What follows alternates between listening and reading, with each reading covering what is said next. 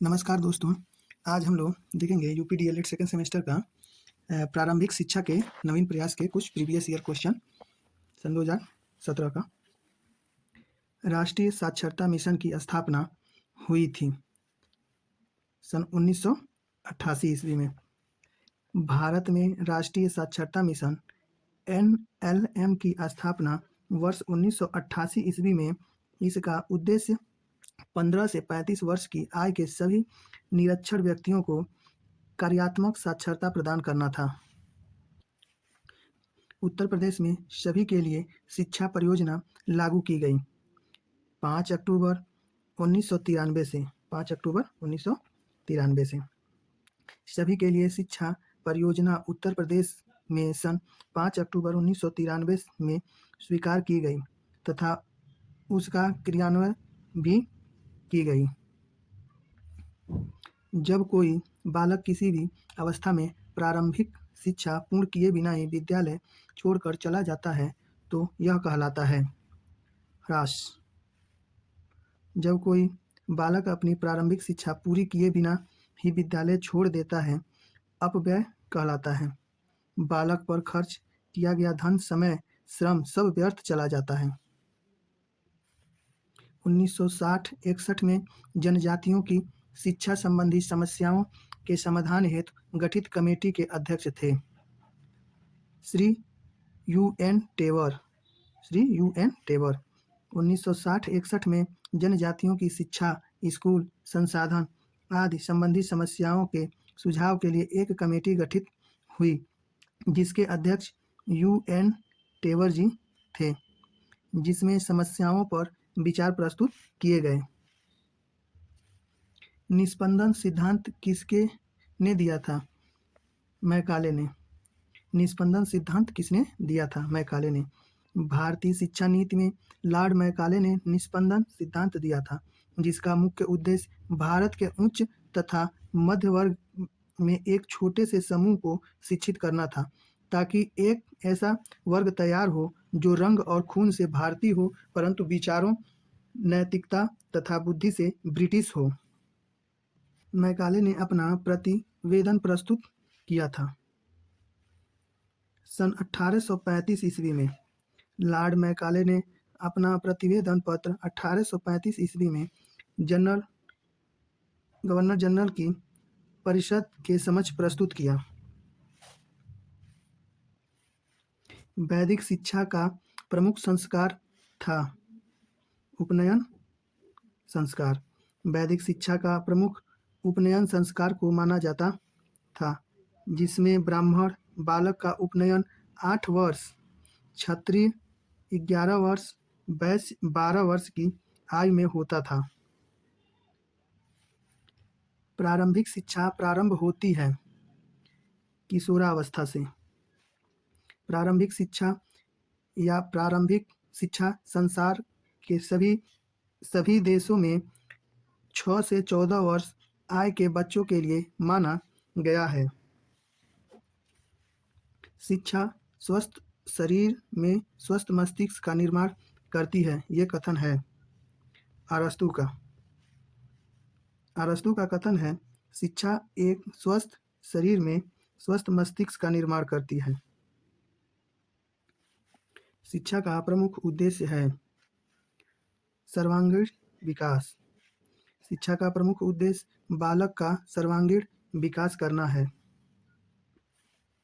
बालक का मस्तिष्क कोरी प्लेट की तरह है, यह कथन है नन का। प्लेटो के अनुसार प्लेटो के अनुसार शिशु या बालक का मस्तिष्क कोरी प्लेट होता है। मदरसे में शिक्षा का माध्यम था अरबी। मदरसों में शिक्षा का माध्यम अरबी फारसी था।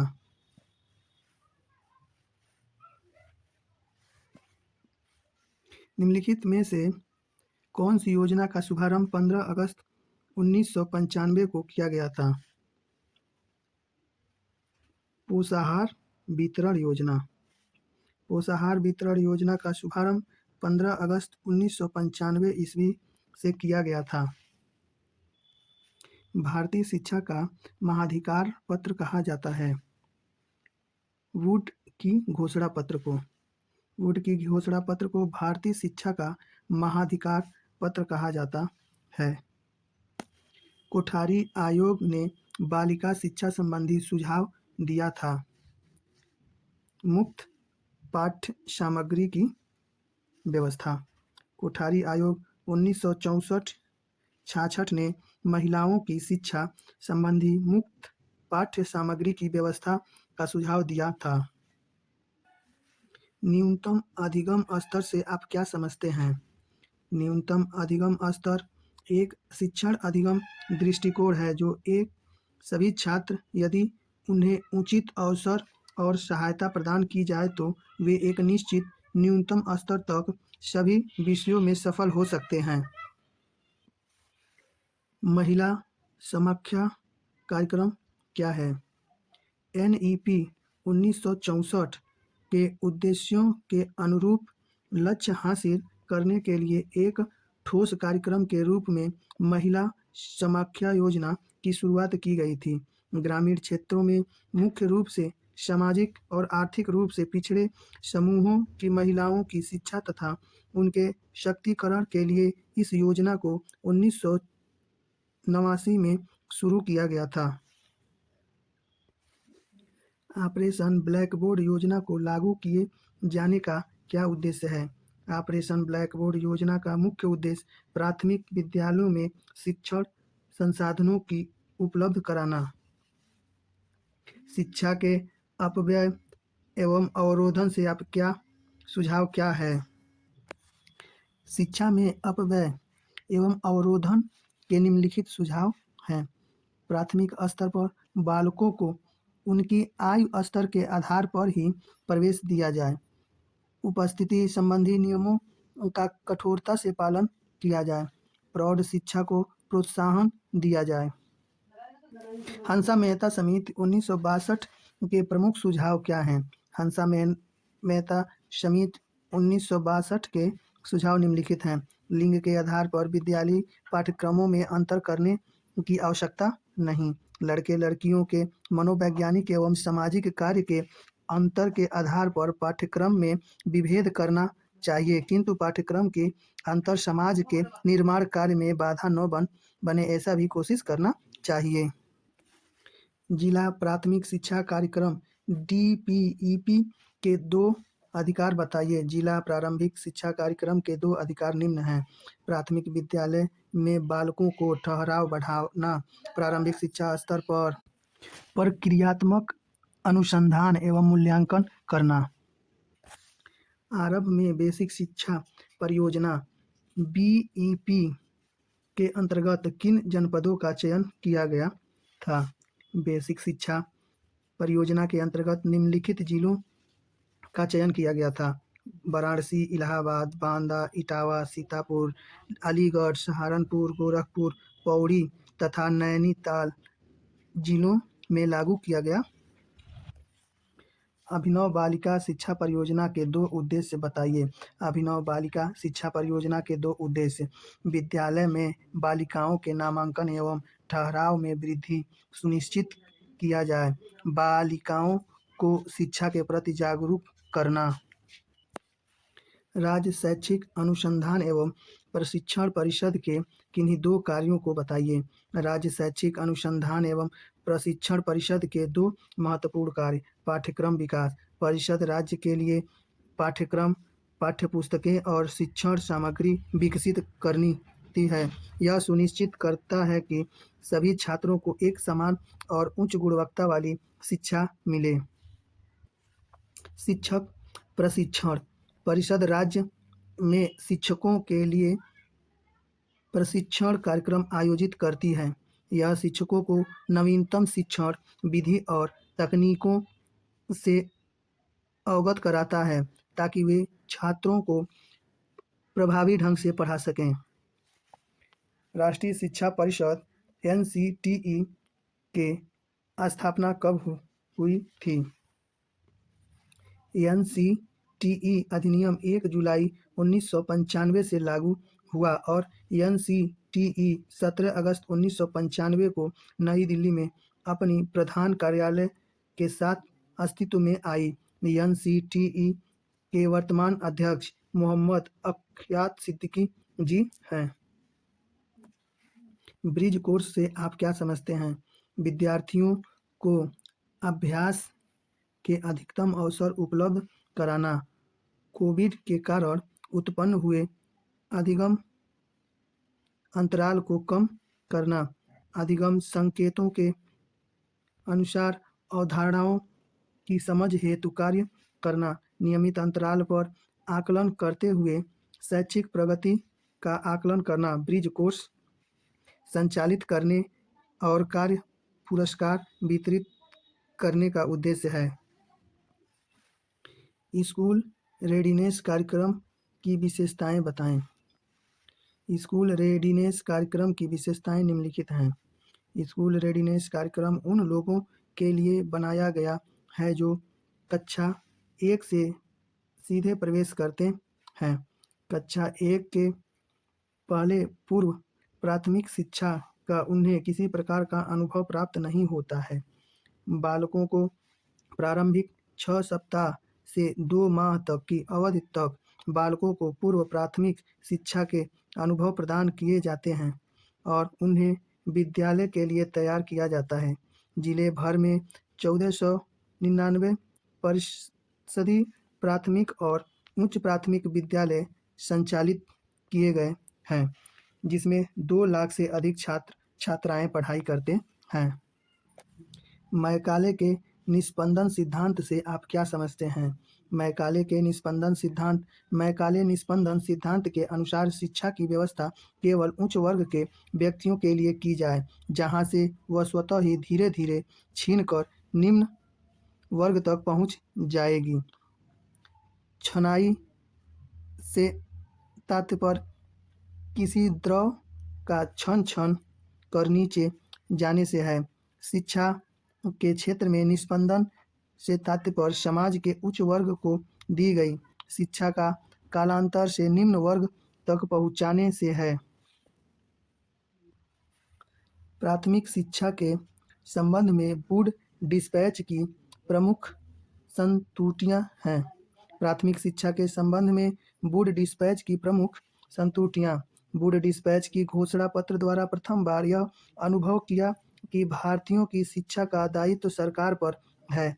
जन शिक्षा के प्रसार पर बल दिया गया। शिक्षा से छनाई के सिद्धांत को अस्वीकार कर दिया। वुड डिस्पैच की शुरुआत चार्ल्स वुड ने 1854 में की थी। इसे भारत में अंग्रेजी शिक्षा के मैग्ना कार्टा के रूप में जाना जाता है। शिक्षा प्राप्ति के लिए निर्धन छात्रों को छात्रवृत्ति देने की सिफारिश की गई। जिला शिक्षा एवं प्रशिक्षण संस्थान किस शिक्षा आयोग को संस्तुति पर हुई? जिला शिक्षा एवं प्रशिक्षण संस्थान डाइट की स्थापना राष्ट्रीय शिक्षा नीति 1986 की संतुष्टि पर हुई। राष्ट्रीय शिक्षा नीति 1986 के द्वारा निर्धारित रणनीति के अंतर्गत अक्टूबर 1987 में प्रत्येक जिला स्तर पर जिला शिक्षा एवं प्रशिक्षण संस्थानों की स्थापना का कार्य प्रारंभ हुआ। लॉर्ड कर्जन की शिक्षा नीति 1904 में प्राथमिक शिक्षा के संबंध में क्या निर्णय लिए गए? लॉर्ड कर्जन की शिक्षा नीति 1904 में प्राथमिक शिक्षा के संबंध में लिए गए निर्णय निम्नलिखित हैं। पाठ्यक्रम में लिखने पढ़ने के साथ कृषि की शिक्षा दी जाए। अध्यापकों को प्रशिक्षण की समुचित व्यवस्था हो। अधिक प्रशिक्षण विद्यालय खोले जाएं।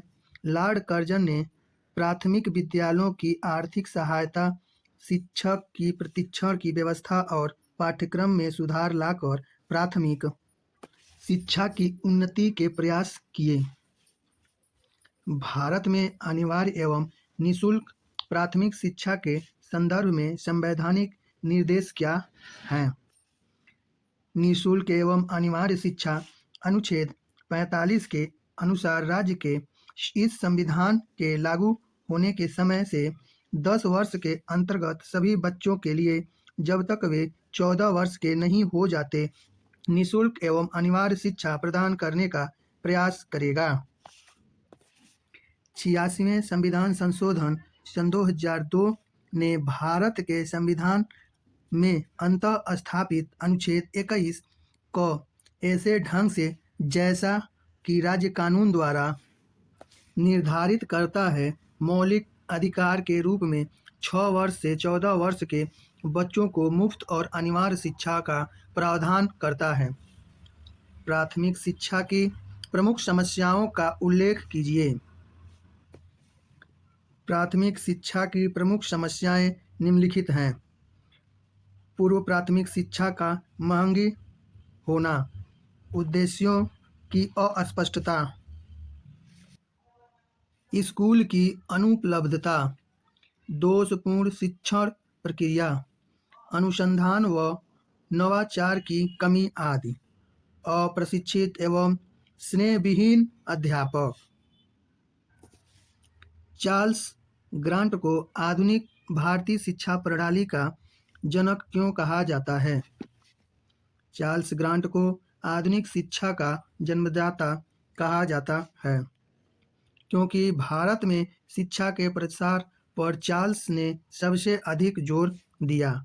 उसकी धारणा थी कि इससे भारतीयों के विचारों में बदलाव आएगा और वे ईसाई धर्म के अनुयायी बन जाएंगे।